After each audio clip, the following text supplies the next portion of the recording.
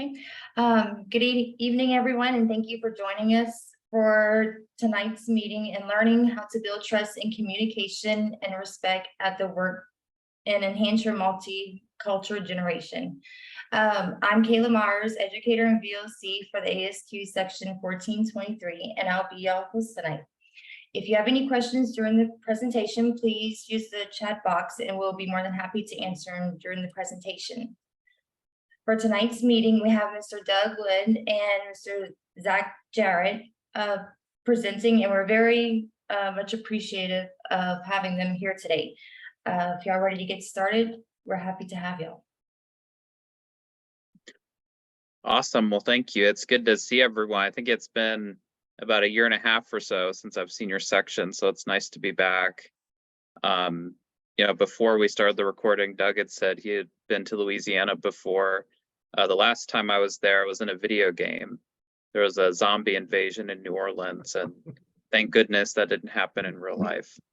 But thank you everyone for being here, and we're going to have some fun talking about different age groups, and Doug and I will share some of our experience working across generations.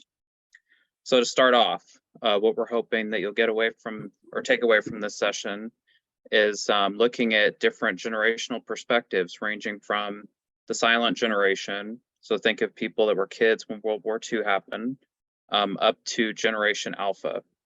So those are kids being born today. But not only that, also look at how we could leverage some of their generational strengths in our workplace, perhaps in our ASQ section, or in our other volunteer or community groups. And then look at where we're all going.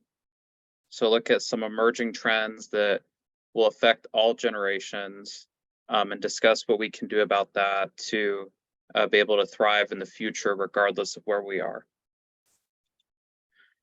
So to start off, you've probably heard of the term generation before.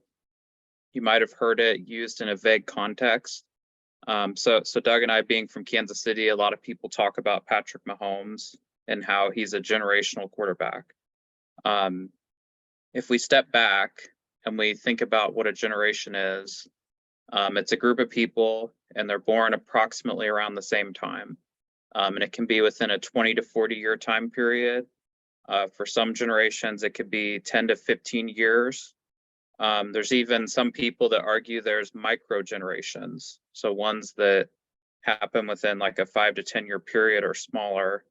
Doug and I tried not to get into that because we feel it's just too technical. And then there's just not enough people within a 5 to 10 year period to really notice like big shifts or whatnot in their values or how they look at the world.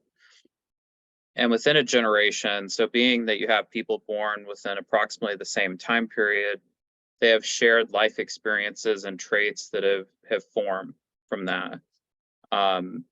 One example being for the millennial generation, most of them remember when 9/11 happened. They were generally kids or early adults when that happened. Now, there are some limitations when we talk about generations that we want to be mindful of. One being that for this presentation, we're primarily focused on generations in the United States.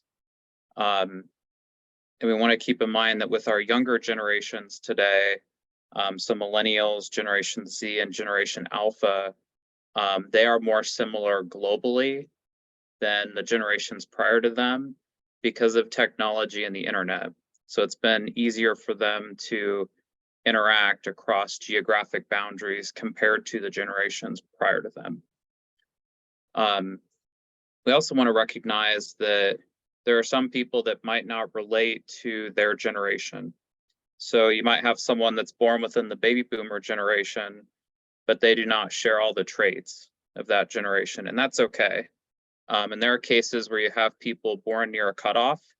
So myself being an example, being born in the early 1990s, I'm close to the cutoff between millennials and Generation Z. And so I have traits from both of them, and that's okay. And then we want to keep in mind when we're talking about generations, we're talking about a lot of people.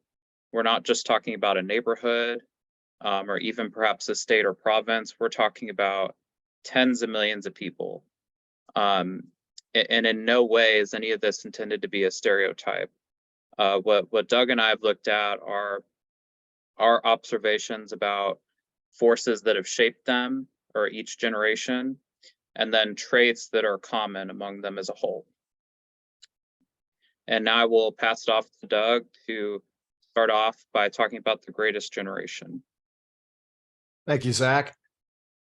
One of the things about working on this presentation that has just intrigued me no end is the fact that, Zach and I are probably the only old and young pair that are actually actively working on this subject. And that gives us a great strength to be able to look at things from two different perspectives.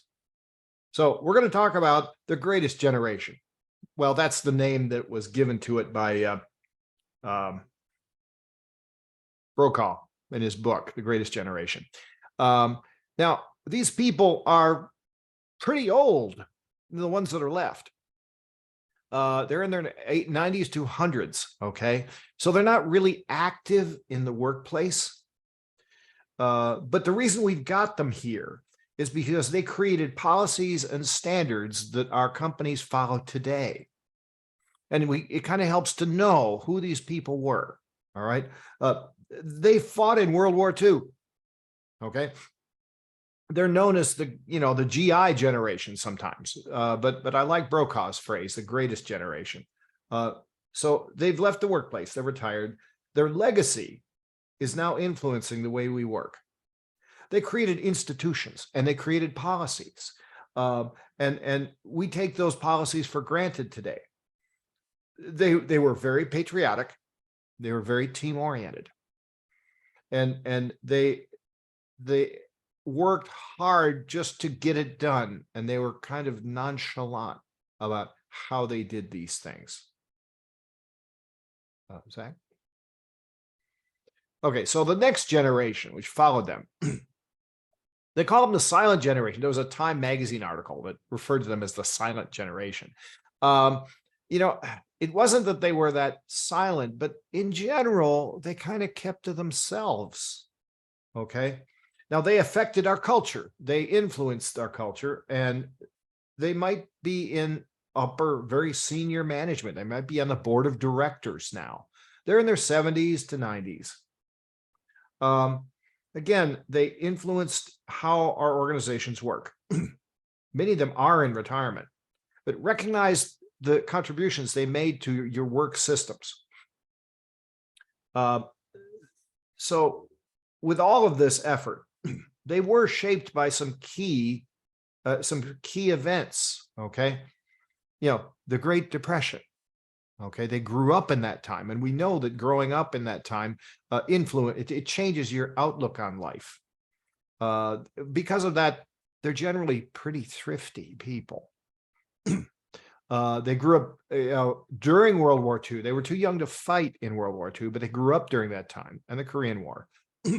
Also, they saw the civil rights movement really blossom, and this affected their outlook on the world as well. Now, some of their traits, we'll talk about their traits because they are some of them may be still working. They were hardworking, they were very determined, and they were very thrifty. Now, some of their weaknesses, though, they were traditionally minded. Okay, they didn't like new stuff very much. They were not very savvy with technology as we know it today. Technology came along after them, and as it says, they were quiet. They didn't speak out. They were very stable as an employee. They were very loyal as an employee, and they were very resourceful. You just give it to them and they would get it done. Okay, now we're going to talk about the baby boomers. Everybody knows who the baby boomers are. You've all heard the phrase, right? And I myself am part of this generation. They were born 46 to 64. They're a very large group. Now, they're not overwhelmingly large. You'll see as we look at some of the other generations, The boomers are big in numbers, but not double the size. Okay. They are now experts and they're in management, and you're probably using the specific expertise, whether internal or external, of baby boomers. Again, some of the key events that happened, the post World War II economic boom, that colored everything. It's said that when you have a lot of young children in your society, your economy will blossom. And they were so many young children. Families were fairly large. And so you had lots of children. They saw the Vietnam War. They fought in it. And they saw the Cold War. And they were part of that. They saw the space race. And that was an exciting time. Another thing that was happening at that time, though, was there were a lot of cultural shocks that took place as they grew up. and Zach and I are working on a book on generations. And in our book, we're actually researching the various the values that have shifted across the generations, because values do change. And as these different generations, because of where they grew up and as they took charge, their values became more part of our society. Now, this talk is not going to go into values. That's kind of a deeper dive. But some of the strengths that the boomers have: they're committed, they are team players, and they like to be mentors. They like to show how things are done. Some of their weaknesses. So the boomers prefer to work within a structure. You put them in a job where there's no structure and they kind of feel lost. They are pretty competitive, and competition is good, but competition can be bad when it ends up being, build stress. Most of them have trouble with technology. They just can't necessarily grasp this, because again, all this technology came along later, after they were children, when they were adults. Now, some of the opportunities that they bring to the workplace, they like to look on the positive side, positive reinforcement. They're very hands-on, and they're oriented to get the task done. So that's our intro to boomers. Okay, Generation X. This is the generation that gets forgotten. Okay. They laugh about it all the time, but it's a slightly smaller. See, it's only 65 million, and the previous one was 73 million. So it's a slightly smaller generation. They're currently in their 40s and 50s, and they are managers and workers. Some of your productive workers are from Generation X. They're in their mid-career. And because baby boomers lasted a long time in the workplace, Generation X was held back from being promoted at a young age. Many of them have struggled to kind of catch into the business and get their roles defined for them there. They have become more recently, they reached positions of authority. So some of the key events: economic instability. Our economy was up and it was down, and it was up and it was down, and there were layoffs, and so they saw this happen in their families, and that had an effect on how Generation X sees the workplace. Okay, in our book we talk about loyalty and the effect that economic instability has had on the loyalty of Generation X. They saw the end of the Cold War, and they also saw the Gulf War. Now, the Gulf War was far away, and we didn't see a lot of it in this country. It did not affect this country the way the Korean War did, and certainly not the way that World War II did, or the Vietnam War. But it was still a war, right? And there were things going on. Now, one of the more important events that happened in Generation X was the invention of the personal computer. See the picture there in the upper corner? You guys see the typewriter? Yeah, that was a thing. Okay. uh, the personal computer essentially replaced the typewriter, and good thing that it did. Um, we have different ways of communicating now, and that technology is kind of baked into Generation X. Now, some of the strengths, okay, the Generation X has a strong work ethic. Okay, um, they they're they value efficiency, but they also value planning things and doing things on their own. Another phrase with this was they're the latchkey kids. See, you had two income families common at this time. And so these kids would come home from school and they'd let themselves into the house. They had their own latchkey, and then they would do things and they would take care of stuff. And they became very self-reliant. So that's an aspect of their strengths. They respect authority from the standpoint they respect skills. Okay, they respect skills. Some of the weaknesses, they do tend to be a little passive and kind of hold back. And perhaps it's because they're from smaller families. You see, families were getting smaller too. And that would have affected the number of interactions among siblings. And that changes whether you're active or passive. They definitely value money because they've not had enough of it. Okay. They've been cut out because they weren't promoted at a younger age.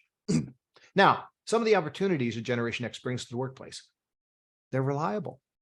They're consistent. They value feedback.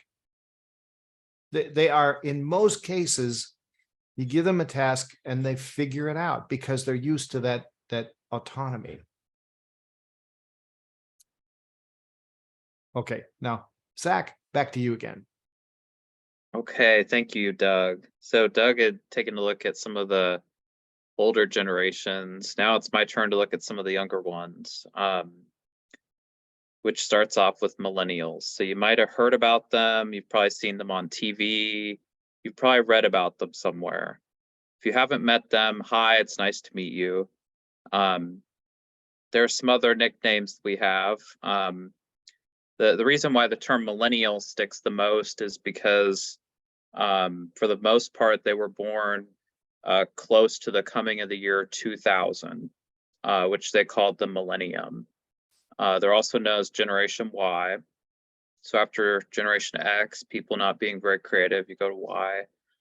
They're also called the trophy generation. And one of the reasons why is because there was a major shift in parenting philosophy, particularly going into the 1980s, even up to today. So prior to the 1980s, the way that parents would approach the relationship with their kids is very hierarchical. So it's like, hey, I'm your mom or dad, you need to listen to me. And then, probably for generations, they're even older, there was this saying that kids would be seen and not necessarily heard. After the 1980s, a lot of child development psychologists shifted their focus toward telling parents that they needed to help build up their child's self-esteem. They need to get them involved in kids' sports or whatnot. And so with kids getting involved in sporting activities, especially millennials, some of the parents felt that it was important to recognize everyone, even if they didn't do a lot on a sports team or whatnot. And so you started to see in some of these sports teams where all the kids would get a trophy, even if they had just participated. So that's where the term trophy generation comes from. And then they're also known as echo boomers. So for the most part, millennials are the kids of the baby boomers, and then maybe some of the older part of Generation X. But in the 1980s, the 1990s, our economy was doing relatively well. And so people had a lot more kids. We saw family sizes go up a little bit, and a little bit more compared to Generation X. So the specific time frame for millennials is about 1981 to about 1994. Some people say 1996 or so, so about mid 90s. And currently they're about, late 20s to early 40s. Today, the oldest millennial might be probably 42, I would say, at the most part. So maybe starting to get into mid-career. And there's a lot of them. As Doug had mentioned, there's still a lot of baby boomers alive today because of advances in healthcare. Millennials are about the same size as the boomer generation. And some of the key events that affected millennials. Growing up, they saw a lot of economic prosperity. When they became adults or when they were teenagers, the 2008 and 9 recession happened. And throughout their lifetime, companies that shifted the philosophy in terms of how they treated people. And Doug had mentioned the value shifts. And so when millennials were kids or whatnot, companies started seeing people as a cost. And the focus was to maximize shareholder value at whatever stakes they had to do. And then with all this process documentation, people started to become more replaceable. So we saw companies do mass layoffs. And these were kids that saw this. Oh, Doug, I see you went off mute. Did you want to jump in? I just wanted to mention something. You're talking about the size of this generation. There's an aspect to this generation. We're talking about United States here, okay? We're talking about US focused. In the US, our millennial generation is relatively large because the boomers had lots of kids. They had kids. Other countries, this didn't happen. That makes a big difference to US demographics. Thanks, Zach. Yes, no, that's a great point. If you look outside the US, the equivalent to the millennial generation is much smaller. So some of the other key events that affected them, when they were kids or early adults, they saw 9/11 happen. So the terrorist attacks from 2001. I remember I saw it. I was 8 years old. I saw it on live TV. And then the Middle East wars, so going to Iraq and Afghanistan, and the US ending up being there for a very long time. But then also the internet. And this is something that Doug and I talked a lot about. We even have a small section in our book dedicated to it because the emergence of the internet fundamentally altered key aspects of our society. And it's funny, I remember I was asking Doug, I was like, what was life like before the internet? And I even asked my folks because I don't know, like I grew up and it's always kind of been there. And then there's also, all this technology. So with millennials, first generation to grow up with video games, online gaming, you might see them playing on their phones, so mobile devices. Oh, Doug's holding up one. So see, older folks can have mobile devices too. But for millennials, again, it's in their mind and worldview, it's very common to have that. So when Doug and I were looking at some of this, we recognized that a lot of companies are struggling to engage millennials.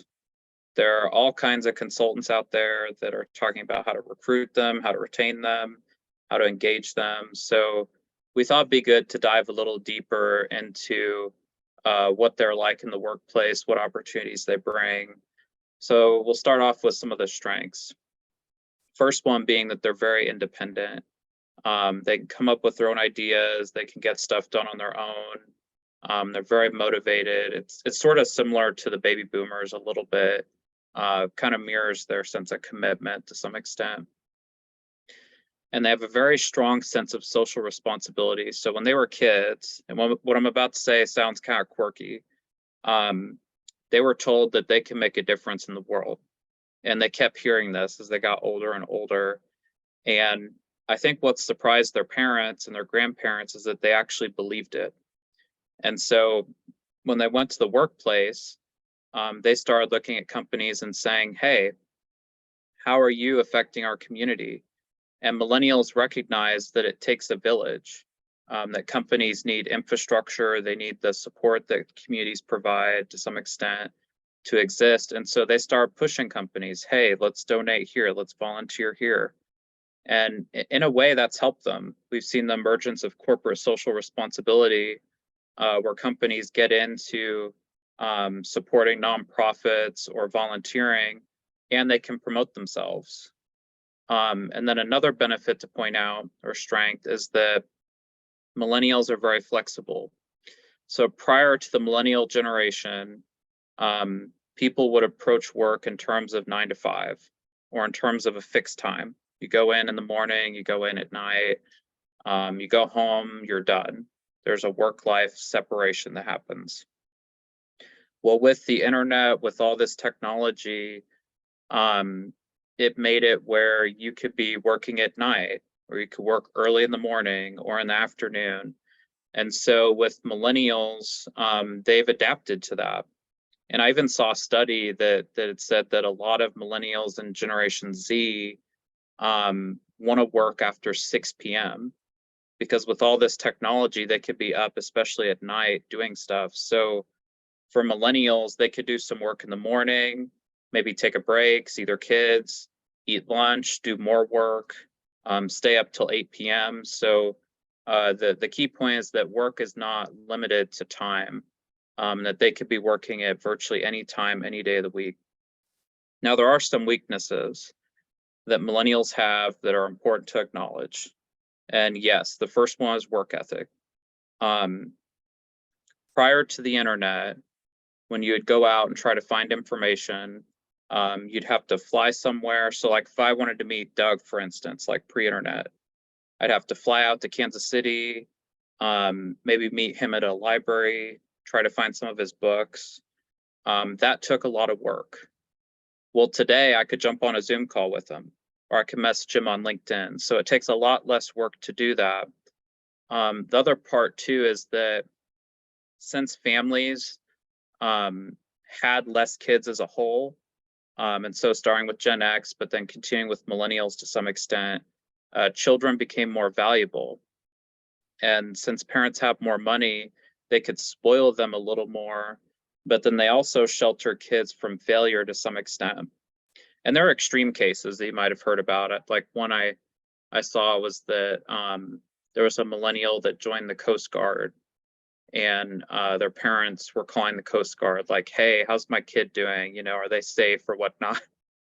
And for older generations, they might be like, what are the parents doing? Like they need to leave their kids alone. But that mix of having the technology there to make stuff simple, and then their parents being over involved, weaken their work ethic to some extent.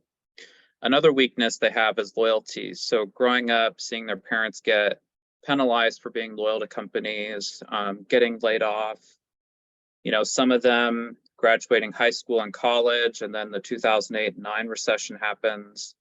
It's really changed the way they look at loyalty. And I've heard that if you can keep a millennial for 18 months, it's a miracle. So I tell people, because I own my own company, I tell them, I say, well, hey, I made it more than a year and a half, so I must be doing something right. I haven't quit yet. You know, hopefully I don't quit anytime soon. But, you know, another weakness is patience. So having all the technology, instant gratification, it's made it where their attention spans are shorter compared to the generations prior to them. Now, there are opportunities that they bring to the workplace. One being that they have very good technical skills. They're really good with technology. They're also very creative. And that kind of taps into their independence piece, or sense of independent thinking. And then they also enjoy learning. So if you have memberships like ASQ, courses they could do, college, workshops, they love all that stuff because they want to learn, they want to grow, they want to be successful in the workplace. And that's something that employers have offered to help retain them. So after the millennial generation, we get into Generation Z as the generation after millennials, and they're also known as the I generation. So being the first generation that's truly never known a time without the internet or mobile devices, also known as post-millennials or centennials. The time frame for them, so about the mid to late 1990s up to about 2009. Some people say 2012. I tend to stick with this one. And currently, so on the younger end, there's some of them that are still growing up, so they're finishing up K-12 school. On the older end, you've got some that are about early to mid 20s. And there's a lot of them, so similar size to the millennial generation. And there are a lot of key events that have shaped them. So one being instability. So imagine like you grow up, let's say it's like 1996 or 1997. You know, when you turn 4 or 5, 9/11 happens. When you're in middle school, you have the Great Recession happen in 2008 and 9. You know, then you hear about school shootings at various places all over the country. Then you go to college, and then when you graduate college, COVID-19 happens, global pandemic. And so my point being that for Gen Z, throughout their whole life, it's been constant instability from their point of view, and disruption. They've also seen the massive explosion that we have in e-commerce and technology. A lot of them were very young when they got a smartphone, when they got onto social media, or a lot of the technology that we take for granted today. Let's see, so gun violence, I talked about, but then for Gen Z, a lot of them have been involved with social issues. So in, I believe it was 2015, there was a Supreme Court ruling that ruled that legalized same-sex marriage. So for this generation, that's legal compared to prior generations. And then for a lot of these kids, they grew up hearing about climate change. And one of the notable people from this generation outside the US being Greta Thunberg, who's raising the alarm of, hey, you know, we know climate change is going on. My generation might not have a planet in the future. And then all this technological innovation. And for generations prior to Gen Z, we've all heard for decades, we've seen it in popular culture that automation is coming, that machines will continue to do more. And Gen Z might be one of the first generations truly affected by that. Now, since they're starting to enter the workplace or they're preparing to enter the workplace, Doug and I thought it'd be good to dive a little deeper into Gen Z. Some of the strengths they bring to the workplace, one being they're very adaptable. So since they were kids, they've had to adjust, learning different types of technology or being in different environments. So they're really good at picking up a wide range of skills in a short period of time. They're also very diverse in terms of not only gender, but also ethnic backgrounds. And they bring diversity of thought to organizations. And so for Gen Z, diversity is normal. You know, generations prior, there's discussions about diversity, equity, and inclusion. But for Gen Z, that's normal. And that's a huge advantage for organizations to bring that diversity of thought to the table. And then they are really good at multitasking. So for them, it's normal to be on their phone and then send an email and then be on their computer and then talk to someone else and then cycle through or do something else. So switching between different tasks is normal for them. Now, there are weaknesses that they have or potentially bring to the workplace, one being social skills. So spending more time in front of screens compared to prior generations makes it where they're not as good, perhaps with large groups, but they tend to be better in smaller groups or maybe one-to-one. But to cut them some slack, they're also still developing. So imagine, like, you know, when you were 15, could you do a TED Talk in front of the whole world? Maybe not. I mean, I probably could have if I really wanted to. But my point being, like on social skills, we want to cut them a little bit of slack because they might still be developing some of that. They tend to take feedback very personally, almost like you're attacking them, even though it might not be what you intended. And then distractions is another one. So it's almost the opposite to the strength of multitasking. They're really good at jumping between tasks, but at the same time, it's hard to stay focused for a long period of time. And so for Gen Z, it's better to have them work on stuff in shorter sprints or whatnot. And another weakness that we've all heard about is mental health, which I think is a major concern for this generation, especially since the pandemic's happened. We've seen massive spikes in anxiety, depression, sadly, even suicide for this generation. I saw a survey, and there were a decent chunk of Gen Z that felt like they couldn't relate to anyone, that they were alone out there, which I think is really sad. But again, us knowing that there's stuff we can do to make that better. And there are opportunities that they bring to the table. So similar to millennials, they've got really strong technical skills. There's even companies today hiring, and again, this might sound crazy, interns to do TikTok videos. And there's even one of the books that Doug and I looked at, we found a story about a Gen Z employee. They had tried to introduce a paint company to TikTok and social media videos. This person started getting a following on social media. They went to the company and said, hey, this could be a big marketing opportunity. And initially they didn't really say anything, but then they started asking him like, hey, are you doing this during work hours? And, we're concerned about this, you should stop doing it. And then a little bit later, the intern got fired. And so what they do, they went and made their own paint company with their followers. And so my point being that that was a missed opportunity that company had, because they could have leveraged their social media skills in a positive way. They're very realistic. So being that they were kids when the Great Recession happened, COVID, all this instability, they've had to learn to be very pragmatic. And then they have a very strong work ethic. And a lot of them want to own their own business, be their own boss. Being involved in the gig economy is normal for them. And if you ask a decent amount of them, they'll say, hey, I have a side gig, or I have, 2 or 3 different jobs, so I could get by. So after Generation Z, so again, demographers not being very creative, you've got Gen X, Y, Z, then we go back to A, or Gen Alpha.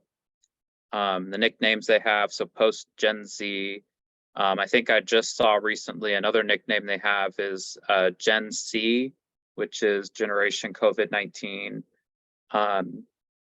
They're still being born today. So the time frame for them is about 2010 to 2025. Currently, so again, they're still being born. On the older end, they're in elementary school. There might be a few that are just starting middle school, maybe on like the younger end of middle school. And they're estimated to be a small generation. Now, it's not like there's going to be none of them, because I know there's some concerns about that, like, oh, will there be any young people in the future? In the US, there'll be about 35 to 50 million of them.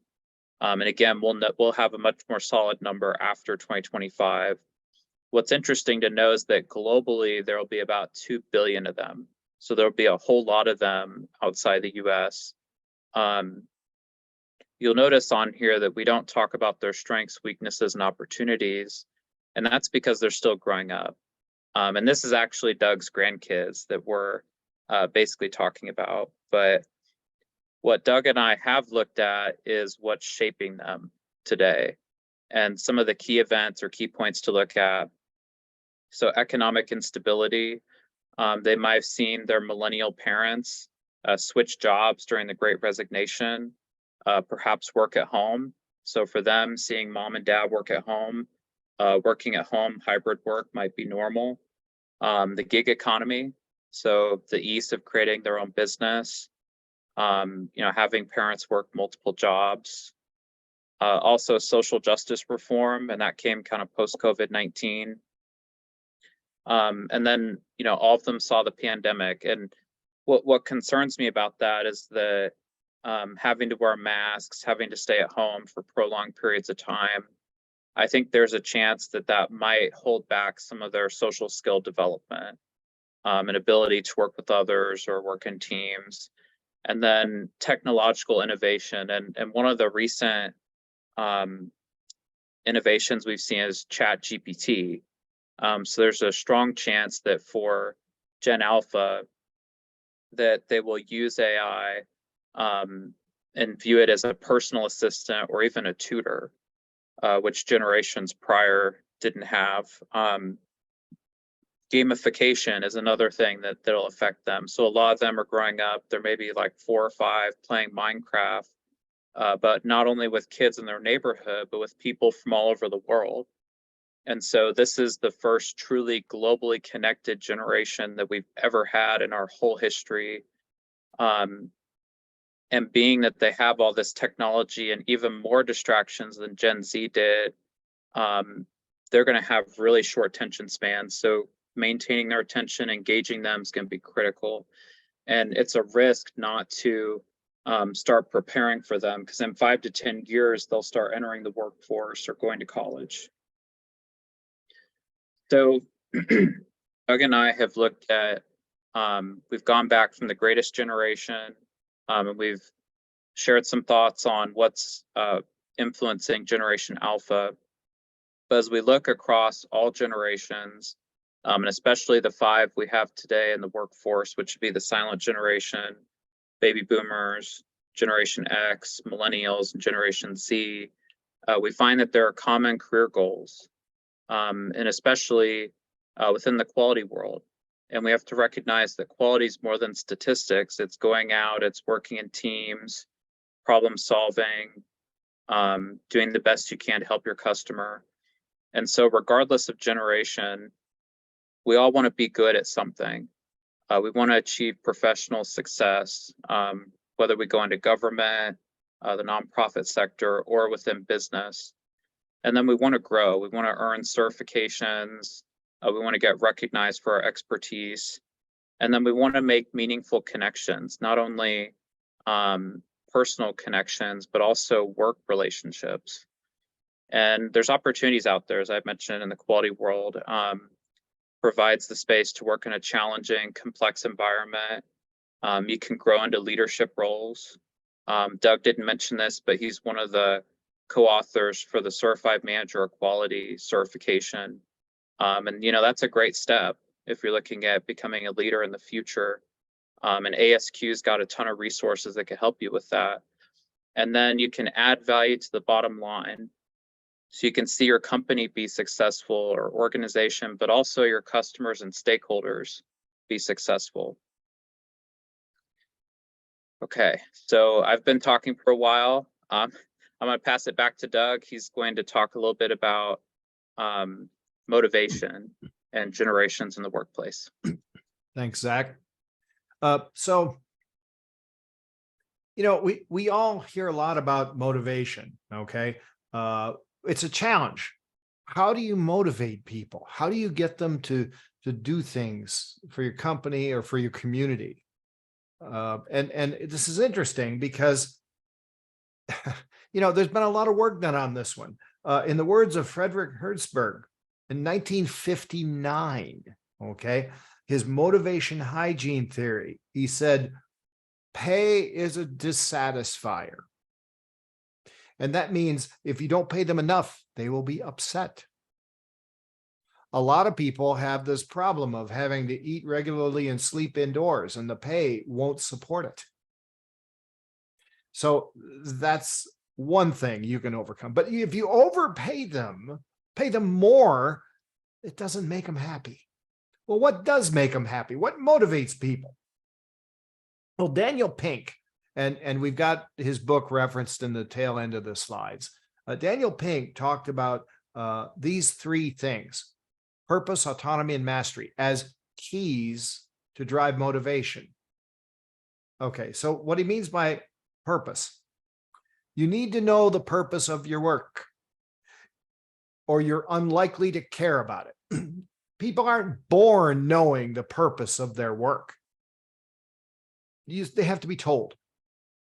And so that's a key piece of this to drive motivation. But knowing the purpose, that's not enough.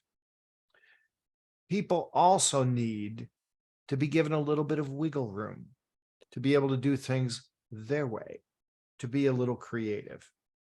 to make their job their own and not be micromanaged. Nobody likes micromanagement.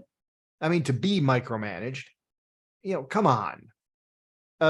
If people are given space and tools to do the work, they can innovate. And again, as we saw under purpose, millennials and Generation Z need to know the purpose. Generation X and millennials need to be given autonomy. And you can see how this fits back into some of the characteristics and traits that we've been talking about here. But purpose and autonomy are just two of the three. The third leg of motivation stands on mastery. Now, what does that mean? Well, mastery is managers need to give people enough resources to do the work well. If they don't have the resources, it's definitely going to demotivate them. They need materials and support from management. They might need training materials. Now, this is more important to silent generation and baby boomers. But when we mention these generations on these three, all three of them really apply to all generations. It's not like, you could just get away with mastery alone and it'll motivate baby boomers. So the point here is you need to get all of these things. All of it has to come together. Three motivators are important. So again, silent generation, they thought loyalty was a key. But Generation Z, lack of hypocrisy is a key piece of motivating them. If you are hypocritical with a Gen Z person, they'll turn you off immediately. You will not be able to motivate them. Yeah, I was going to add, Doug brings up a great point, and not only will they see through you or not be motivated, they might tell their friends on social media. So they might tell the whole world about it on accident. Yes, and that's very common today. Okay, so let's talk about some tools, things you can use to improve your generational situation. First of all, the affinity diagram or process is one way to brainstorm ideas, okay, but also to organize them for use. What you do is you take your ideas and you put them in Post-its, and then you have everybody arrange them. You see, you don't have predefined columns, just ideas, and then everybody moves them around. Okay, you can do this virtually. The ideas become grouped based on their content. And then you build the categories after you see the bunches, how the ideas are bunched together. It's a powerful technique, and it helps to build trust. Everybody's seeing each other working together on this. They can learn trust. So another tool is force field analysis, and this is a communication tool. What you do is you take a sheet of paper and you put a line down the middle. Okay, put a big flip chart up, put a line down the middle. On one side, you write, okay, phrases that are against the change. And on the other side, you write phrases that are complete opposites. Okay. Do you know any phrases that are anti-change? Anybody here?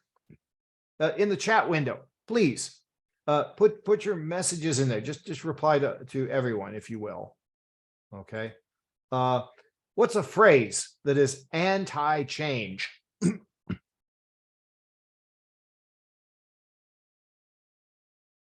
Anybody have a good one? Or you can unmute if you wish. That's easier.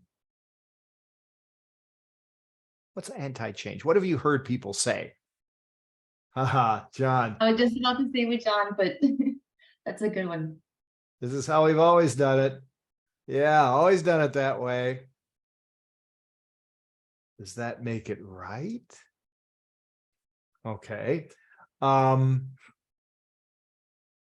of my favorites, absolute favorites, is if it ain't broke, don't fix it. You guys heard that one?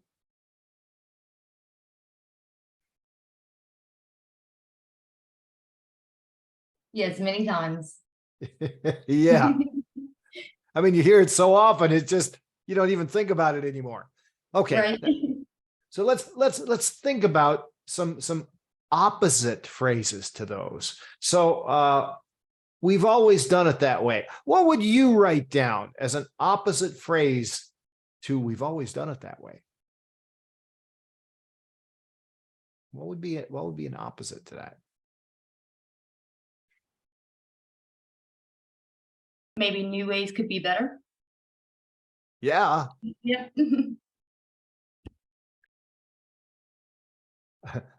I like the one that's attributed, I think it's attributed to Henry Ford, Ford. He said, if I asked my customers what they'd want, they would have said a faster horse. So did you ride a horse into work today? Maybe some of you did, I don't know. But the point is, that's not necessarily good. Okay, how can we make it better? And Cindy says, we're ready to improve, even if it means change. Yeah. How about if it ain't broke, don't fix it? What's an opposite phrase to that?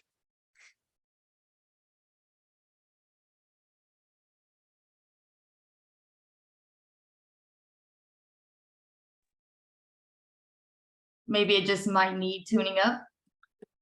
Yeah. I like the one that says, there's always a better way. I like that. And most of us know these positive phrases, but you see what we're talking about here is breaking down barriers to communication, because these anti-change phrases stop communication. So what you're seeking to do is improve it. Okay, now our third tool we're going to talk about talks about stories. Stories come from every generation. Stories is how you learned the world. Your parents told you stories. They read to you, right? Isn't this how everybody learns? You learn from stories. You see, stories change your mind. They change the way you see the world. If you can tell stories about what's going on, the back and forth during a storytelling exercise helps to build respect across generational boundaries. If the stories are told with an attitude of, this can be helped here, okay, that's a big piece of that. So listen and tell stories, and connect older and younger associates. Younger associates can tell stories about the technology and how they learned to do it. And the older people can use those stories and rearrange their mental map as the way things are. So it goes both ways. So you're trying to change the worldview, okay? One of my favorite phrases is, I think I know, but I could be wrong. Those kinds of phrases can be tools for change.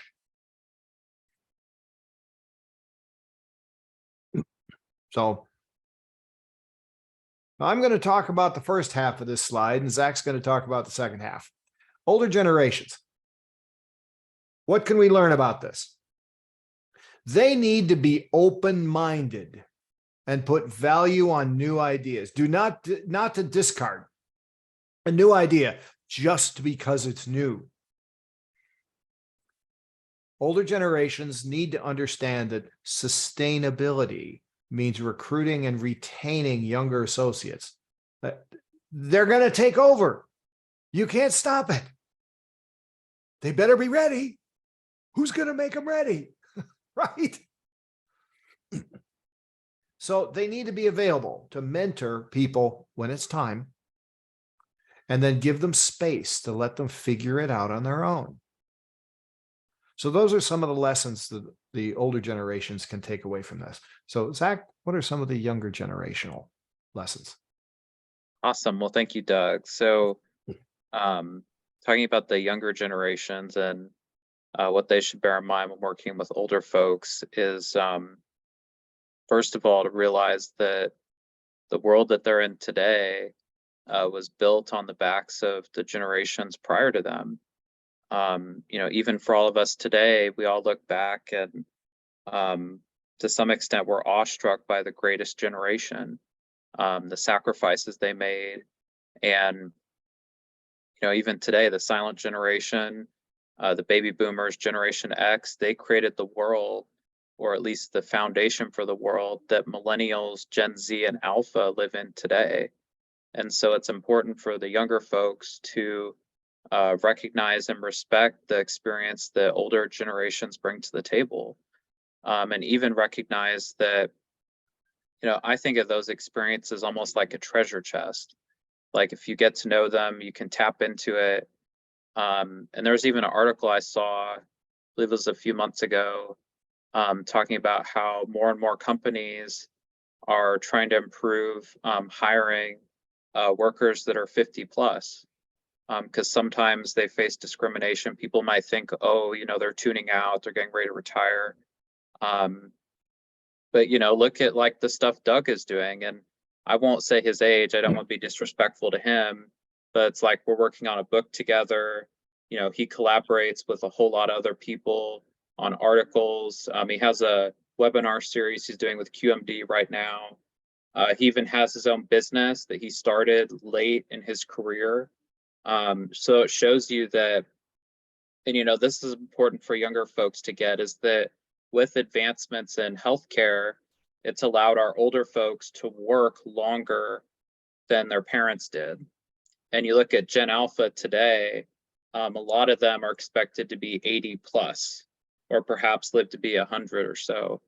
My point being is that the older generations are still going to be around, and they provide an opportunity for younger folks to get context or experience or stories that maybe they haven't had yet since they're early in their careers.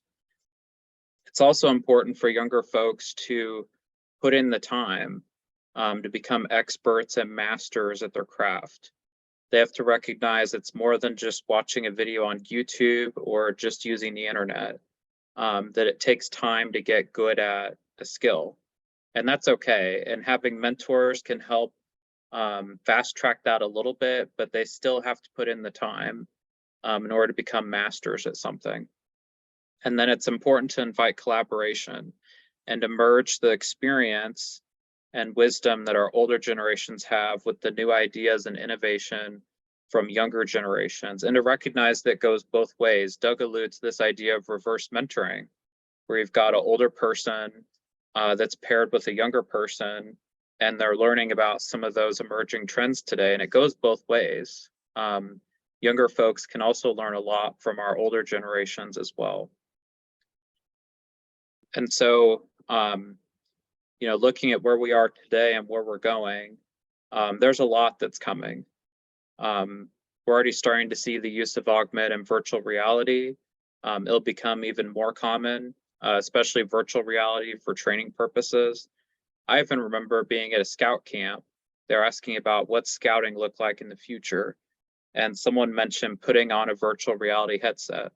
So imagine, instead of going to a camp in person in the real woods, you'd be sitting at home and you'd have a headset on, and you'd be in like a virtual version of Mount Everest, or maybe a canoe trip, or maybe on a mountain.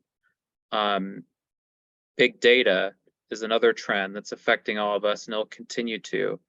And it's going to require the help of quality folks. You got to be able to have effective data governance, data management, data quality, and then artificial intelligence, which we've seen continue to disrupt the workplace.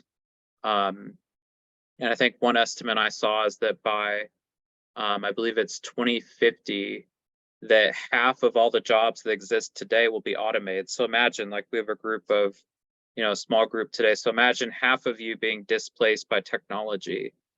And as I mentioned earlier, for Gen Alpha, I've met someone from India. I was talking about generations with them, and they said that the World Bank is advising countries from all over the world to start addressing childhood malnutrition and education, because for Gen Alpha and then the generation following them, which is Generation Beta, basically the kids of Generation Z that do not exist at this moment, they will be competing with people that are using AI in the workplace, but then also potentially competing with machines for jobs. And so that brings us to some fundamental questions to think about as we look at our organizations and where we're going. How do we recruit and retain our associates, and not only our younger generations, but also our older ones who are healthier than the past and probably working longer than their parents did. Looking at changes in the marketplace. So what's coming? We know Generation Alpha is coming. We know there's advances in AI coming. So there's stuff we can do today, even small steps, that'll help us be successful in the future. And then bearing in mind that increasingly we're all serving a multi-generational customer base. So how are we offering our products and services so we can appeal to younger folks, but then also our older generations? And here are some of the resources we've referenced, some of them to point out. So, the Greatest Generation book, Doug had mentioned, Hofstede has an interesting book on cultures and organizations. We have Daniel Pink on here and some others. And then here are some of the takeaways from this session. So we're hoping that you've learned more about generations. We've talked about the legacy of the Greatest Generation, and then gone from the silent generation to Generation Alpha. And talking about 100 years worth of people, it's a big undertaking. And we've also looked at how to leverage their strengths in the workplace. Because one of the main differentiators that Doug and I have is that we always try to look at this in a positive way. We hear too often about stereotypes or myths and misconceptions. And as Doug mentioned, whether we want it to happen or not, our younger folks are going to grow up. They're going to take over our organizations, and we've got to help them be ready for that. But then also still recognize our older folks can still contribute. And then we've looked at what's coming. We've talked about some of the future trends that'll affect all of us, and what we can do together, regardless of if we're young or old, to be successful. And then here's Doug and I's contact information. We're both on LinkedIn. And I just want to say it's been really fun working with Doug. He's an international expert in cost of quality, root cause analysis. We really appreciate all the stuff he's done for the Kansas City section locally, but then also for ASQ as a whole. And he's just been incredible to work with. A couple of years ago, we had looked at collaborating on something, and I told him, I said, well, I know stuff about generations, and he's really helped me refine some of this and bring a unique perspective. And I just want to say, it's been a whole lot of fun getting to work with him. Thanks, Zach. And it's been a real plus working with Zach. His ability to see and ask questions is amazing. His breadth of knowledge about economics and history is great. I'm an engineer, but Zach has a strength in economics and global international conflicts and things like that. It's a social aspect, so that's been great. I think perhaps stopping the recording is a good idea here. So we're going to stop the recording so that we can have some discussions. I will do that here, and then might make it easier for people to talk. So those of you listening to the recording, thank you.